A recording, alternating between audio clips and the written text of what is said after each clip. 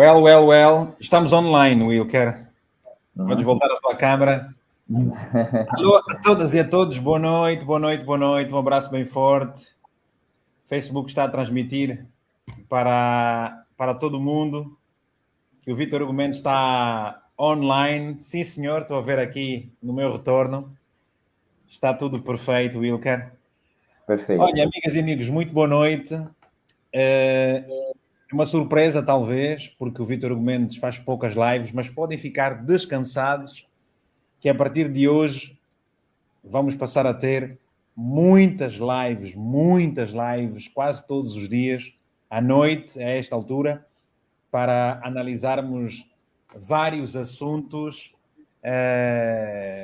que dizem respeito à vida social, política e económica dos vários países. Meu convidado hoje é Wilker Dias. Wilker é um jovem moçambicano. Wilker, analista político, muito boa noite. Boa noite, Vítor. Boa noite também a todos os internautas que nos acompanham e oxalá que tenhamos uma ótima conversa hoje. Não, será ótima, daquelas que nós costumamos ter na televisão, em fóruns mais formais. Mais descontraídas. Wilker, o que é que eu percebi? Eu percebi que é importante nós estarmos aqui com o nosso informalismo, porque há muita gente que não vê televisão, há muita gente que não ouve rádio, e ela, por essa via, pode ser informada, e, portanto, nós aqui podemos conversar, aquilo que costumamos conversar normalmente ao telefone, fora também das telas e tudo mais, para ajudarmos as pessoas a perceber o que é que está a acontecer no mundo. É uma ferramenta extremamente importante, e hoje sabemos que com a dinâmica do dia a dia é extremamente complicado nós termos as pessoas constantemente nas telas da televisão ou nos rádios e etc. Passa mais tempo nos smartphones porque é algo que está logo à mão e é mais dinâmico. Wilker, queres falar um bocadinho sobre ti? Vamos assim dizer, em breves linhas, eu sou um jovem, como já tinhas dito, moçambicano. Ainda não cheguei aos 30, mas lá vou a caminho dos 30. Falta muito pouco para chegar lá aos 30. Eu pensei que já tivesses mais de 30. És um precoce, como nós falamos. Sou um precoce. Sou um precoce, mas que vem dando algum trabalho aos mais adultos, não é? Como assim tem dito aqui em Moçambique. E pronto, a minha especialidade de formação é a ciência política e relações internacionais, mas muito mais virado para aquela que é a gestão de paz e conflito, que é a minha especialidade em pós-graduação e mestrado, por aí vai. Neste preciso momento, eu coordeno a plataforma de monitoria eleitoral Decide, que é uma plataforma ligada à democracia aqui em Moçambique, e temos feito a cobertura dos diversos assuntos que marcam a democracia em Moçambique. Diga-se de passagem, e não, em toda a humildade que me caracteriza, eu acho que atualmente é a melhor plataforma existencial em Moçambique para controle daquelas que são as eleições. Tivemos muito destaque no ano passado e atualmente eu acho que somos uma das referências, uma das maiores referências a nível nacional, o que é extremamente positivo e é com quase um ano de existência. Portanto, é daqueles poderes que a juventude vai tendo um pouco a nível dos países falantes de língua portuguesa, mas também um pouco em todo o mundo. E começamos praticamente, assim, de repente, tivemos uma repercussão muito grande e estamos hoje perante os gigantes que já estão há muito tempo na praça, o que é algo extremamente importante. E já temos até duas observações internacionais, o que para nós é de salutar em grande medida, porque para nós conseguirmos fazer essas observações internacionais, geralmente precisamos já ter alguma bagagem em termos de experiência, e nós, com quase um ano de existência, conseguimos já ter duas observações internacionais. Eu acho que isto já é espetacular. Sou docente universitário também, na Universidade de Alberto Chipando, para o curso de Ciências Políticas e Relações Internacionais, e também faço a consultoria em gestão de paz e segurança política para algumas organizações locais e internacionais, e sou ativista social. Para quem é de Moçambique, principalmente, sabe que tem estado envolvido em algumas campanhas ligadas a movimentos que, especialmente os ditos movimentos opressores, na marcha do Azagaia, nós lá estivemos na linha da frente, agora com as altas tarifas de telefonia móvel, nós também lá estivemos na linha da frente, o assunto de Cabo Delgado, para despolitar-se o caso de Cabo Delgado e etc., nós estivemos na linha da frente, então são várias frentes e várias coisas que eu vou fazendo ao longo deste processo, mas aqui sou eu, este é um pouco do Wilker Dias. Muito bom. Eu acho que já não és uma promessa, tu és uma realidade. Em Moçambique és um jovem de grande Obrigado. referência. Tens tido várias intervenções na mídia nacional e internacional.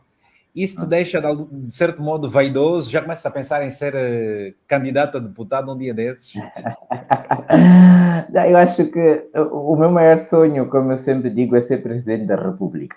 E eu tenho a certeza que eu tenho a certeza que vou conseguir realizar este sonho um dia, em ser presidente da República, mas tudo no seu passo.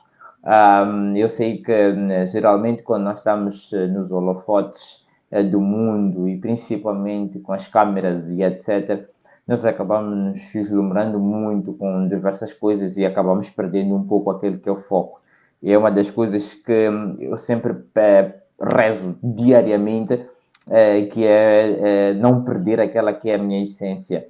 A essência principalmente de ajudar e apoiar os outros, que é uma das coisas que eu mais gosto e os mais necessitados, sem desprezar a ninguém. Porque sabes muito bem, Vitor, que quando as pessoas geralmente detêm o poder sobe, o poder corrompe as pessoas. E é uma das coisas que eu rezo diariamente, graças a Deus, ainda não passei por essas situações e espero não passar por elas. Passo a passo, com ambição, mas ambição medida, espero um dia realizar esta vontade em ser presidente da República. Já tive algumas sondagens, se calhar possa ser essa questão que vais colocar sobre filiação partidária, mas não tenho nenhuma filiação partidária. O que às vezes as pessoas dizem que é um pouco complicado quando não tem essa filiação partidária, mas cada coisa no seu tempo. E felizmente não tive das sondagens que já tive, das propostas que já tive, ainda nenhuma delas conseguiu me levar. E eu acredito que estou muito bem por enquanto na sociedade civil e a representar o povo que tem colocado muita, mas muita confiança em mim, principalmente o povo moçambicano. Ok. Wilker, este ano é o ano de eleições, nunca houve em épocas passadas um ano em que de uma só vez se vão realizar tantas eleições. Este ano aconteceram as eleições na Rússia, eleições aqui na União Europeia, eleições na Índia, as eleições na África do Sul e haverão também eleições em Moçambique. Não sabemos ainda como é que vai ser o ano 2024 para as eleições na Guiné-Bissau, mas aquilo que são as referências é suposto ter eleições esse ano, mas não é sobre a África, não é sobre o Guiné-Bissau que vamos falar, é sobre Moçambique. Diz-me uma coisa, como é que está Moçambique para este ano de eleições? Como é que está o país preparado para este ano de eleições? Bom, como muito bem disse, é um ano atípico, assim, vamos assim dizer, por conta dos diversos acontecimentos eleitorais que têm caracterizado os diversos países a nível do mundo, mas principalmente de África.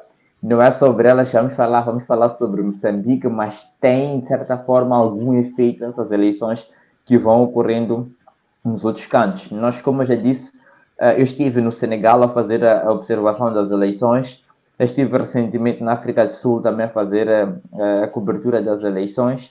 E tudo isso está a ter, parece que não, mas algum efeito significativo para Moçambique.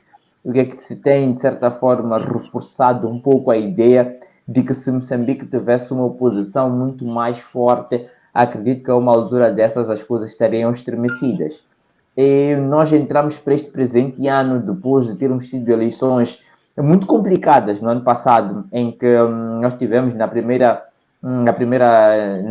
volta, vamos assim dizer, apenas um município ou uma cidade em que a oposição ganhou. E foi, curiosamente, a cidade onde a nossa plataforma está inserida, onde me encontro neste momento, que é a cidade da Beira. Foi o único ponto em que foi declarado um ponto da oposição vitória, mas tivemos outros pontos em que ditavam a mesma coisa, mas o movimento foi contrário. Isto desencadeou diversos conflitos eleitorais, tivemos mortes, tivemos feridos, tivemos muita gente que sofreu de violações de direitos humanos ao longo deste processo, e tudo isto fez com que se transitasse por este ano com alguma incerteza. Houve partidos políticos, por exemplo, o Partido Renamo, que se fragmentou e muito depois das últimas eleições, principalmente com a figura do Venâncio Mondlane, que se calhar mais à frente poderemos tocar nela, e isso tudo fez com que tivéssemos a ideia, principalmente a fragmentação da Renamo, de que não temos mais oposição em Moçambique, e principalmente com as rixas existenciais entre a figura de Venâncio Mondlane e o Partido Renamo no seu todo, porque Venâncio Mondlane atualmente praticamente com a grande exposição que foi fazendo a nível dos mídias, ele que foi segurando a Renamo com o estatuto do segundo maior votado. Diga-se, ou maior partido da oposição no seu todo.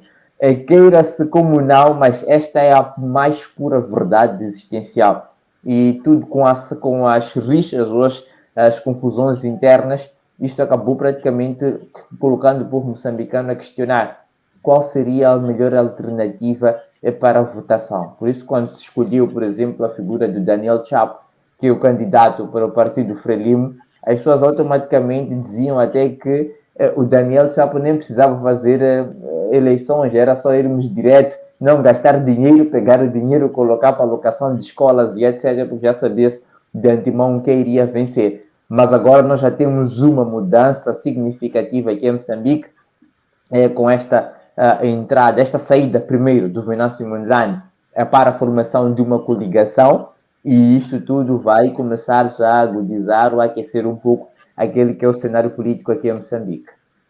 Pois, mas Wilker, nós também testemunhamos de alguma forma, mesmo internamente na Frelimo, deixa situar aqui os nossos amigos que nos estão a acompanhar. A Frelimo é um partido político que governa Moçambique desde 1975. É mais ou menos o MPLA de Moçambique, não é? Exato, é um MPLA de Moçambique. O MPLA de Moçambique. E o ANC na África do Sul. O ANC na África do Sul, exatamente. Sim. Não se pode falar do mesmo, por exemplo, na Guiné-Bissau, porque a Guiné-Bissau já teve vários partidos a governar, Cabo Verde também vários partidos a governar.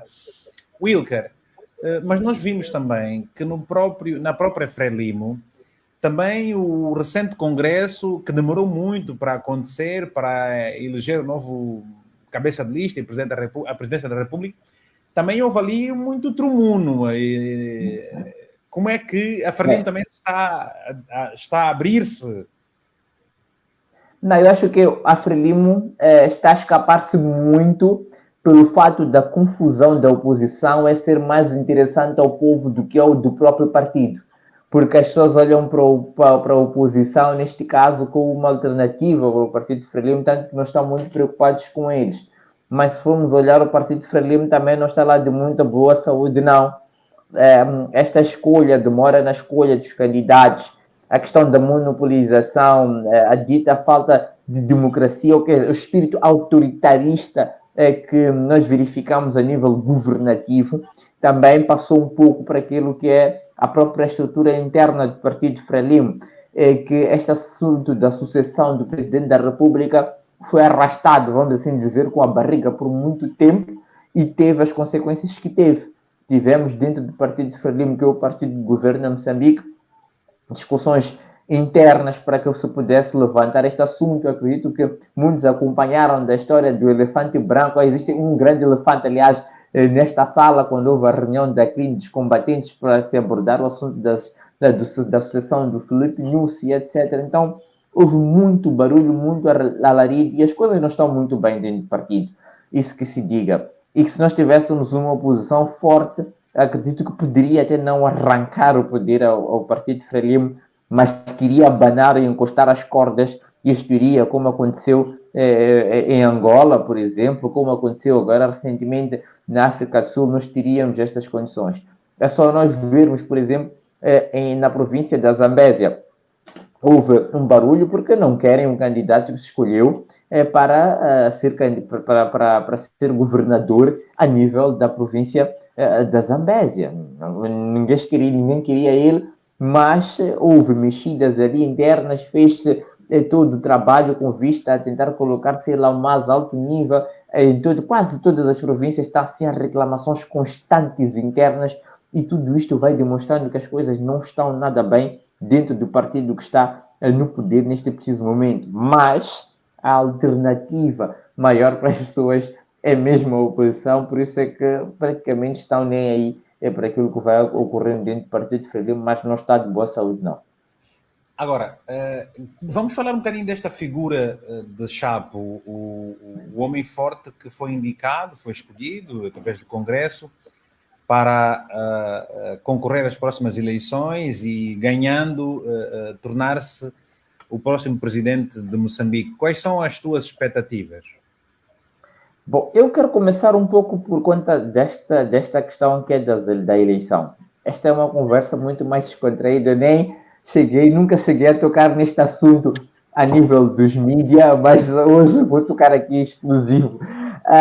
É sobre a eleição do Chapo.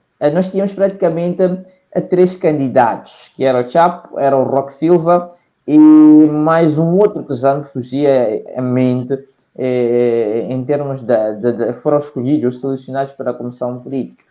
E todo mundo colocava na cabeça que a escolha de Filipe Nyusi seria o Roque Silva, que era o secretário-geral da Frelimo, para poder, de certa forma, suceder aquela que é a sua posição.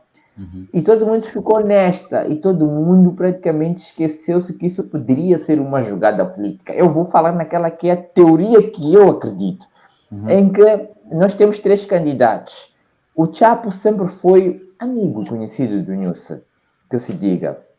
O Roque Silva sempre teve aquela proximidade, mas o Roque Silva não é alguém de extrema confiança, alguém que pudesse confiar, porque em Moçambique, nos últimos tempos, nós temos tido um fenómeno que os presidentes têm se metido em várias rascadas em que precisam ter alguém como suporte para a sua sucessão.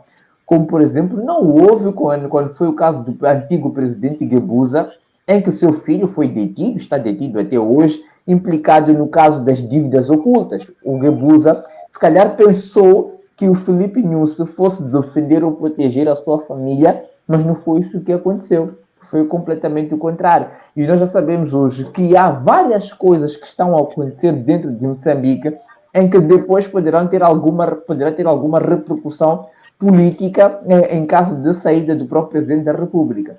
E quem poderia ser uma pessoa que poderá praticamente ceder e proteger o Nyusi? Será que seria o Roque Silva? Eu acho que o Nyusi tem capacidade suficiente para perceber que não iria acontecer isso. E o que é que houve?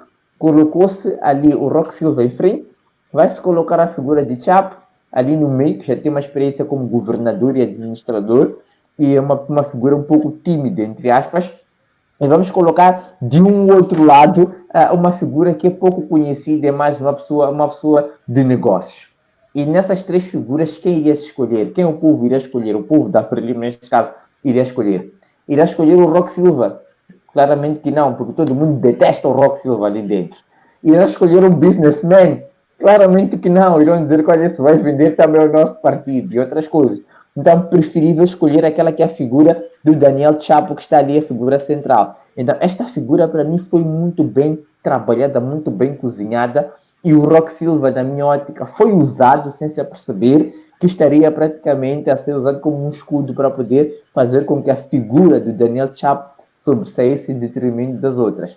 Chapo, será que foi por isso que ele se demitiu, não é? Que ele depois acabou por se demitir. Ele se demitiu. Ele acordou tarde, que estava praticamente a ser usado como uma capa para poderem eleger o Chapo muito tarde. E por isso é que ele acabou saindo. O semblante dele deu-se isso, mas isso tudo foi praticamente uma jogada política. Agora, olhando essencialmente para a figura do Chapo, é uma figura que é de certa forma um pouco querida a nível da província de Inhambane, onde já governa há muito tempo, tem uma experiência assim governamental, sabe o que é automaticamente o sofrimento da base, dificilmente de Nyusi, que foi ministro, né, da defesa, etc., não sei o quê, mas o governador conhece muito mais aquela que é a essência de raiz, aquele que é o sofrimento lá no distrito, lá nas localidades, porque ele tem que comandar aquela gente, tem que ordenar aquela gente.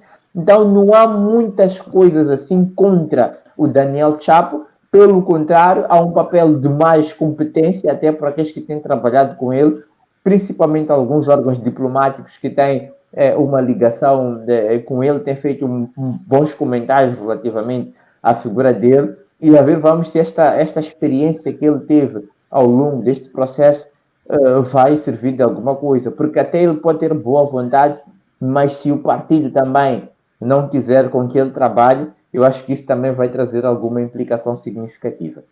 Agora, qual é que tu achas que será o posicionamento da juventude? Nós vimos a grande confusão que foi as eleições autárquicas, podemos assim dizer, com a Renamo a reclamar muitos votos, muitas praças, o próprio representante da Renamo na altura para Maputo, Venâncio Mondlane, liderou várias manifestações durante muitos dias, mas pronto, a coisa quase que deu em nada.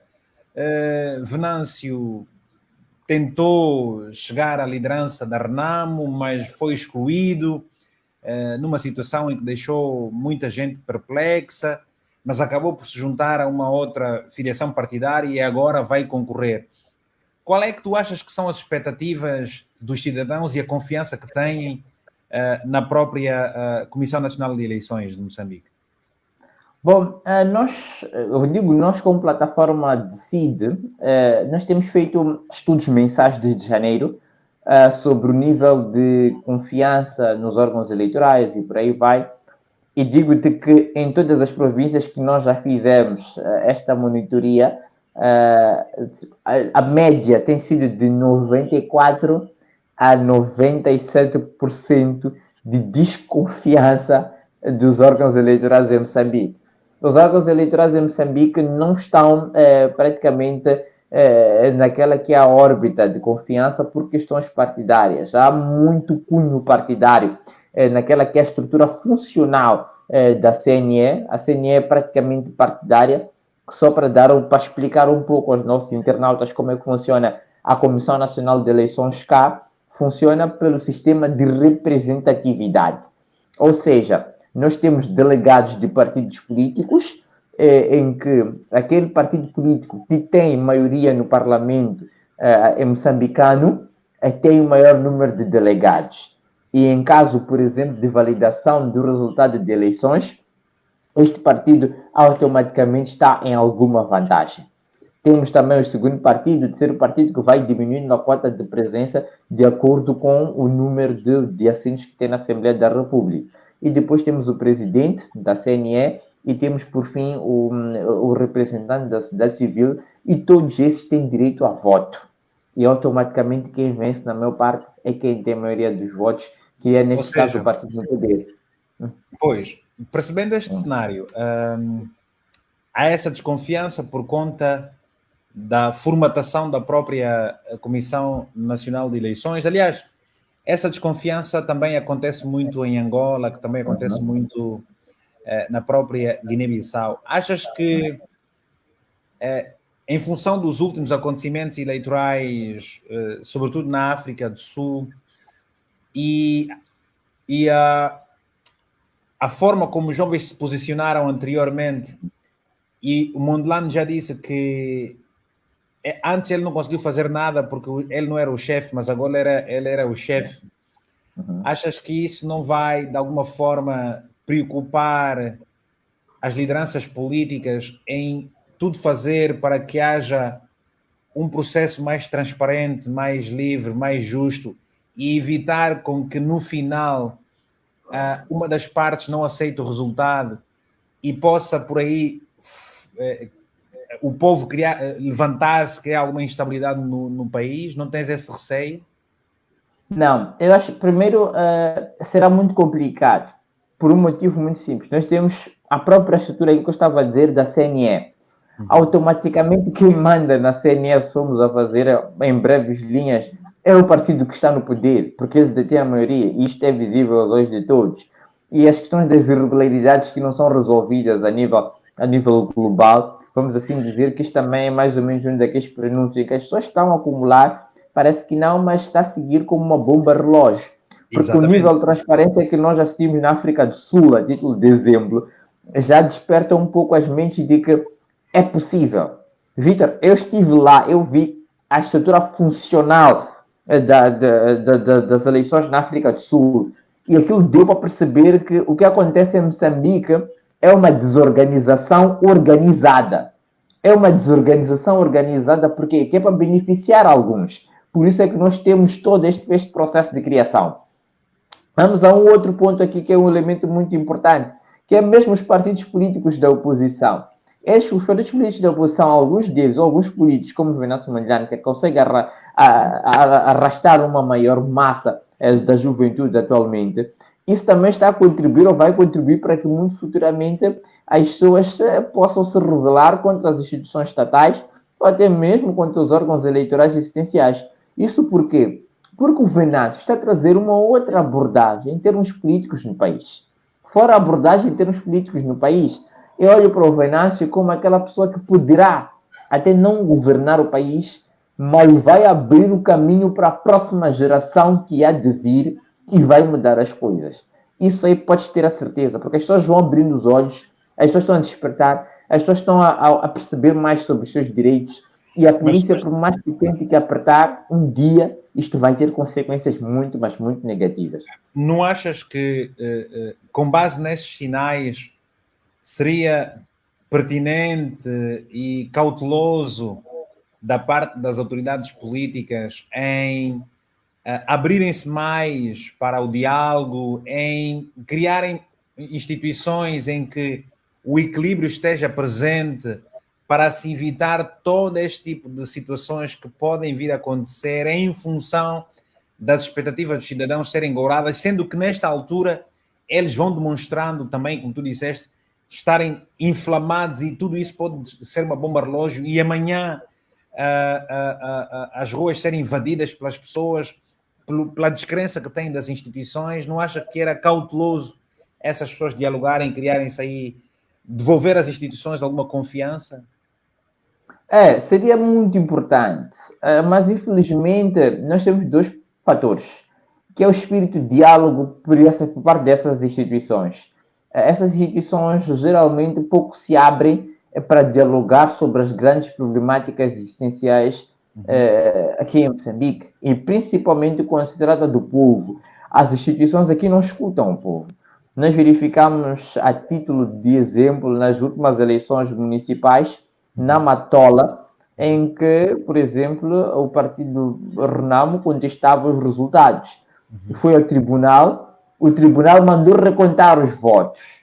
Estava visível aos olhos do mundo, com base em vídeos e algumas outras imagens, é que houve roubo visível, provado. E foram ao tribunal, o tribunal mandou recontar. E a própria CNE vai contestar a decisão do partido Renamo, que era de pedido de recontagem dos votos. Então, o que é isso?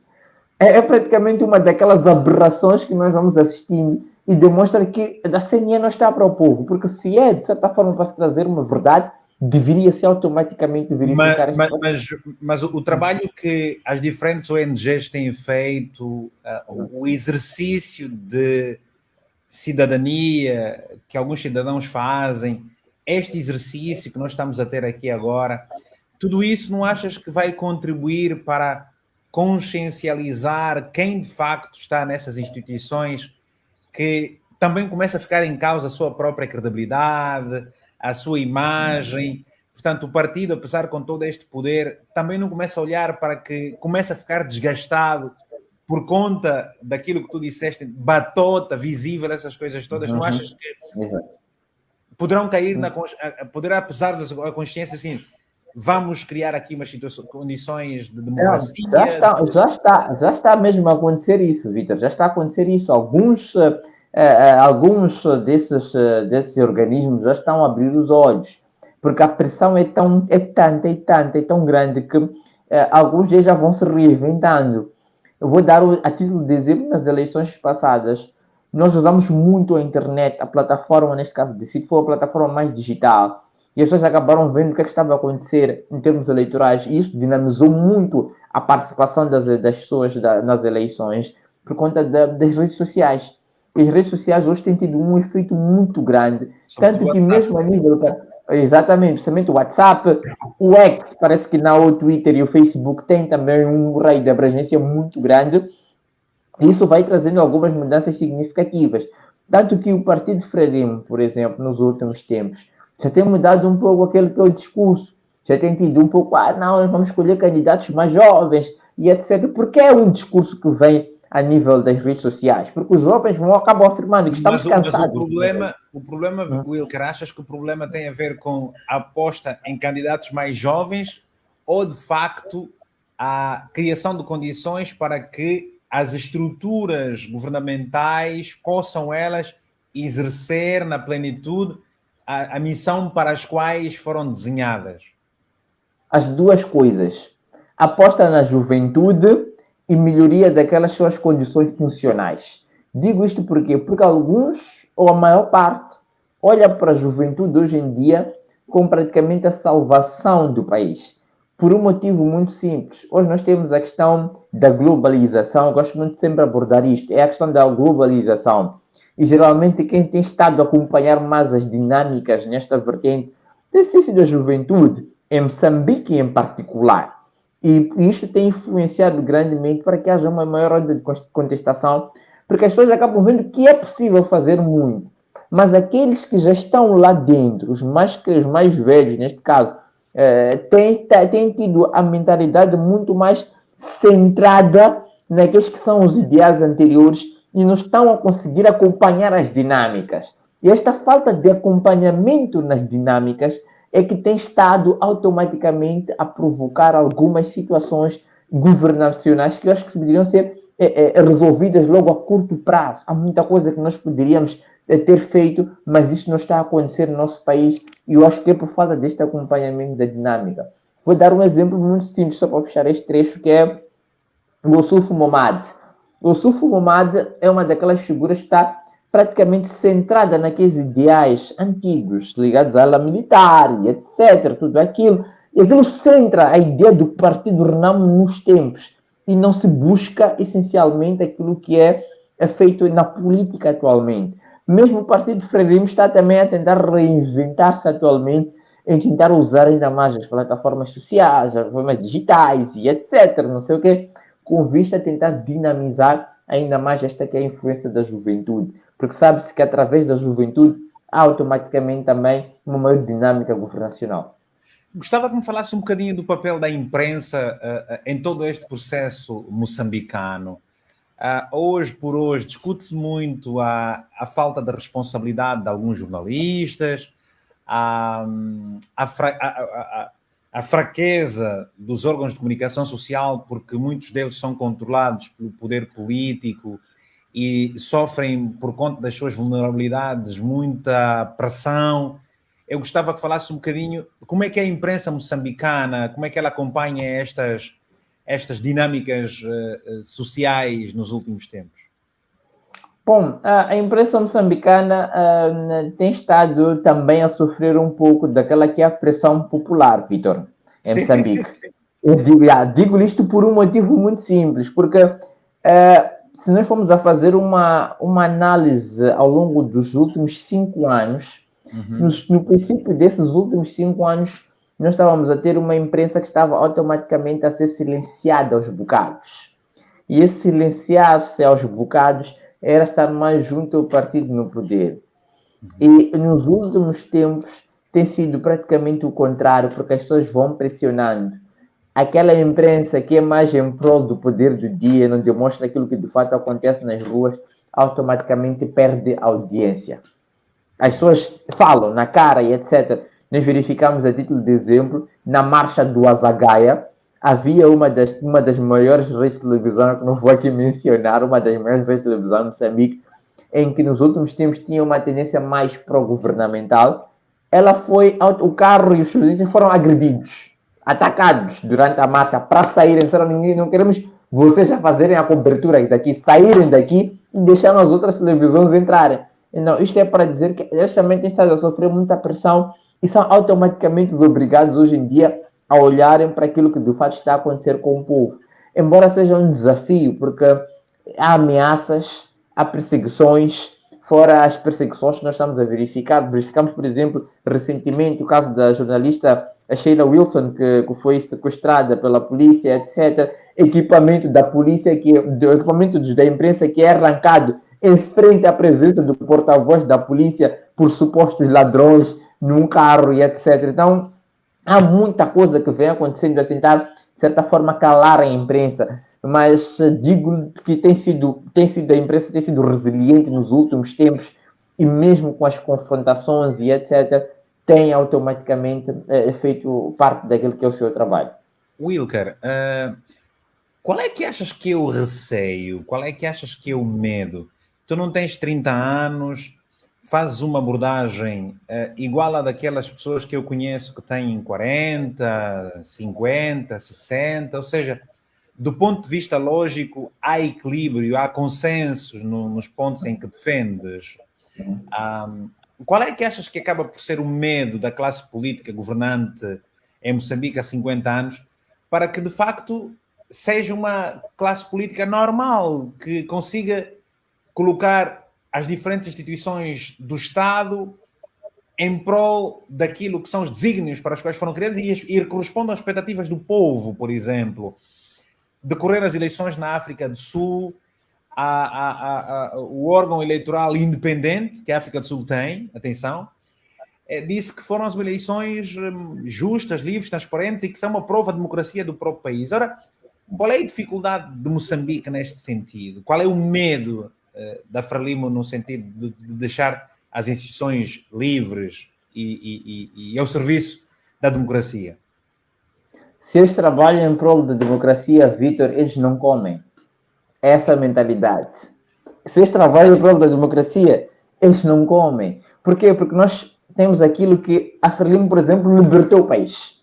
Se libertou o país, agora é nossa vez, nós que libertamos o país, devemos comer. Depois, vocês podem comer, mas nós libertamos. Por isso, as grandes mineradoras das pedras preciosas, do rubi, etc., não sei o quê, vão para os nossos familiares. São os mais altos cargos e etc., vão para nós. Nós é que lutamos para a libertação deste país. É esta mentalidade que se tem. É quando se tem este tipo de mentalidade, automaticamente a democracia não será feita. Porque se nós formos democráticos, nós teremos a permitir com que aquelas pessoas que não fazem parte deste meio, que não lutaram pela libertação do país, de certa forma também sentem aqui para comer ou para nos arrancar o pão e ninguém come. Então, é mais ou menos por esse sentido que não se tem a democracia aberta ou as instituições a fazerem aquilo que deveriam estar a fazer em prol do povo moçambicano. Então, é um dos exemplos claros que eu lhe vou lhe dar. Porque se formos olhar para a África do Sul, por exemplo, eles têm os seus interesses, sim, mas tem uma coisa que coloco em primeiro lugar, que é o compromisso com o povo. Achas que nos tiraram o espírito patriótico por quê? Por esse motivo. Se formos a ver, vamos aqui falar, Vitor, o estilo musical que mais se consome em Moçambique é a kizomba e é a mapiano, que é da África do Sul. Na maior parte das rádios, se for ligado, é kizomba e é a mapiano. Kizomba é Angola. A mapiano é a África do Sul. Mas aqui nós produzimos uma boa marrabenta, produzimos um bom panza, temos grandes cantores de jazz e etc., artistas de jazz e por aí vai, mas nós não valorizamos. Por quê? Porque perdemos a essência patriótica. E essa perca da essência patriótica foi propositada para que nós não nos importemos com aquilo que é nosso. E quem vai se importar com aquilo que é nosso são aqueles que dirigem o país automaticamente. Não, eu acho isso muito interessante e a forma como expões aqui a coisa, ela se parece muito com aquilo que eu conheço de Angola. Olha, vamos só analisar aqui rapidamente este quadro. O que é que achas desses pontos? Onde é que isso representa para ti? E vou pedir às pessoas que realmente possam comentar, possam partilhar a live, caso estejam a gostar. Aprendemos 10% quando lemos, 20% quando escutamos, 30% quando vemos, 50% quando vemos e ouvimos, 70% quando discutimos com os outros. Portanto, conversar, perguntar, repetir, relatar, enumerar, reproduzir, recordar, debater, definir, nomear. 80% quando fazemos, escrever, interpretar, traduzir, expressar, revisar, identificar, comunicar, ampliar, utilizar, demonstrar, praticar, diferenciar e catalogar. E 95% quando ensinamos aos outros. Explicar, resumir, estruturar, definir, generalizar, elaborar e ilustrar. Como é que tu encaras a juventude moçambicana em função dos grandes desafios que o país hoje tem e o futuro? Bom, eu até ao ano passado, vou lhe dizer, depois vou pegar um pouco na pirâmide para te explicar. Olhando um pouco para o passado, para aquilo que era o passado até o ano passado, neste caso, eu olhava para a juventude moçambicana com um pouco de medo para o futuro, porque aquilo que eu dizia, nós perdemos praticamente a essência patriótica. E a perca da essência patriótica fez com que muitos jovens automaticamente se desinteressassem pela vida política do país. E nós sabemos que a vida política de qualquer país é que decide a vida dos cidadãos, vamos assim dizer, de forma direta. E as pessoas, os jovens, estavam mais interessados em fazer dinheiro, ou nos ditos nhonguistas. Os nhonguistas são os lobistas, aqui chamam de nhonguistas. Ou por outra, estão preocupadas mais com o seu umbigo, curtições, festas, bebedeiras e etc. E pouco se interessavam na vida política do país.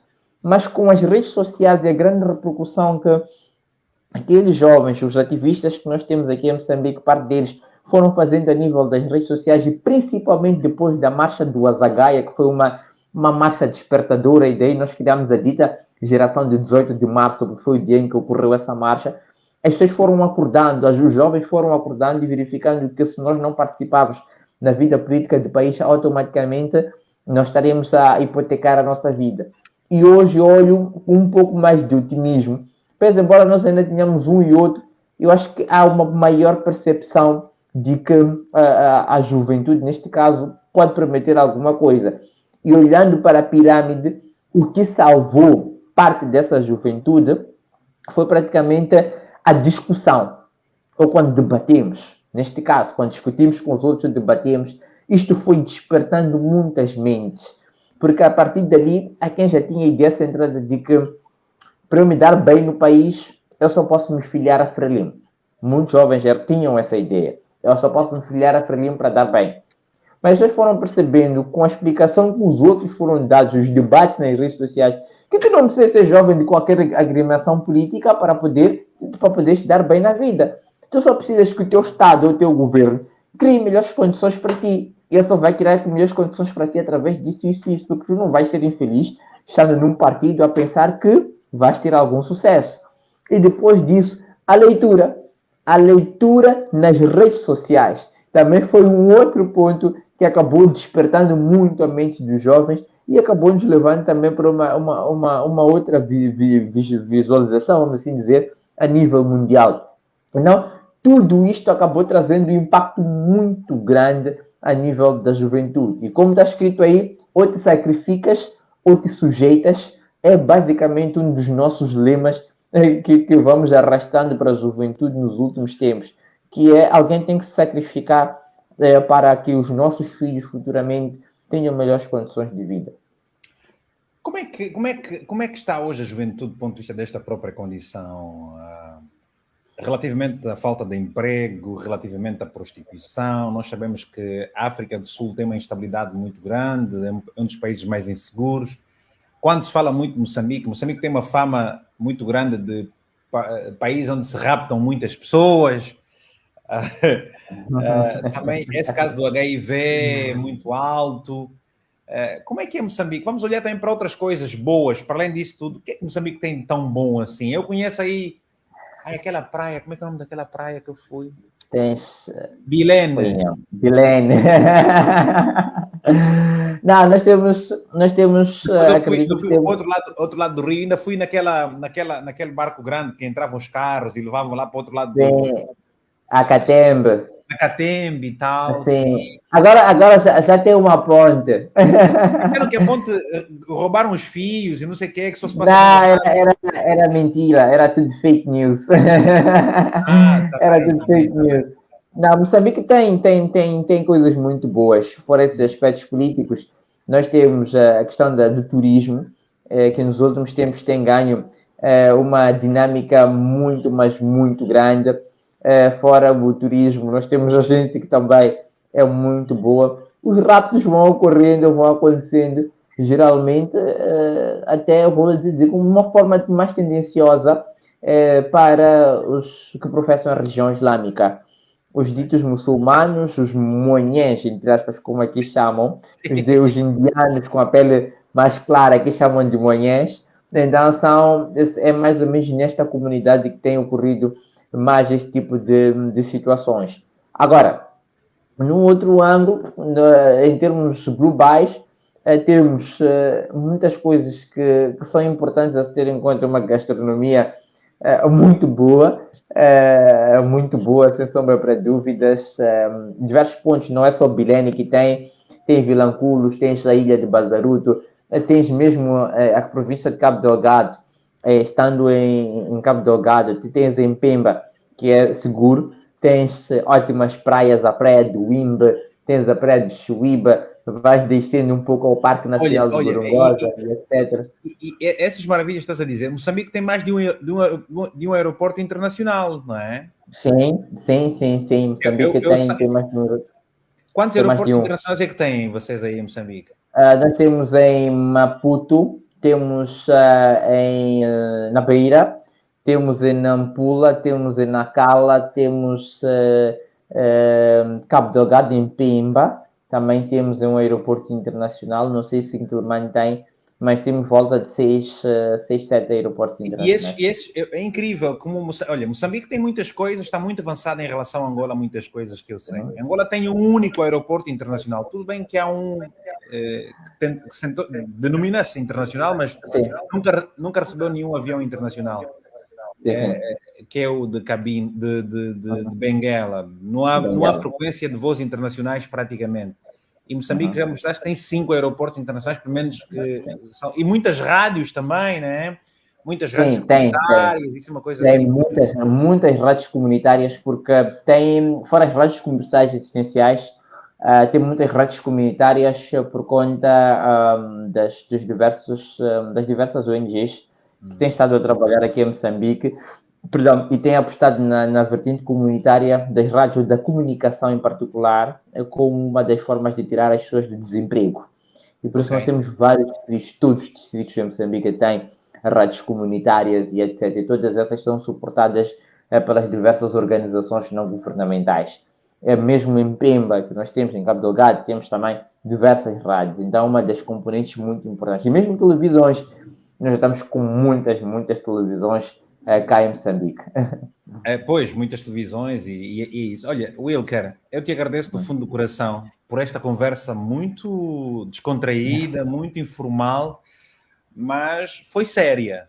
Foi. Nós temos as referências que temos nos nossos países e no trabalho que fazemos e procuramos desta forma também atingir outros públicos numa perspectiva pedagógica, didática e informativa.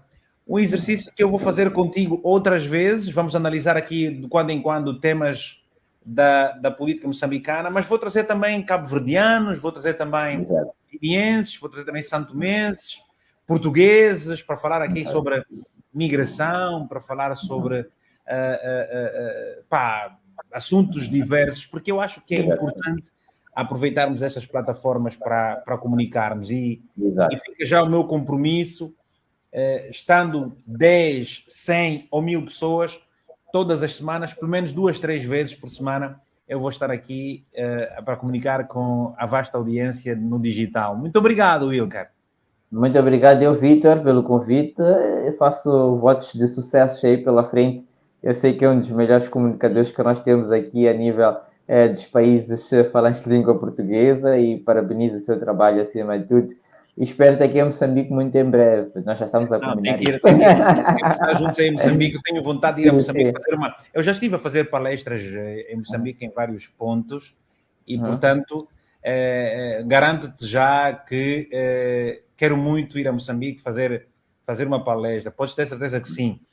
Amanhã, no Tem a Palavra, vamos falar sobre as eleições na África do Sul, o impacto do resultado. Portanto, e obrigado pela ajuda que deste a arranjar os convidados de Moçambique. Temos dado muita ajuda nesse sentido.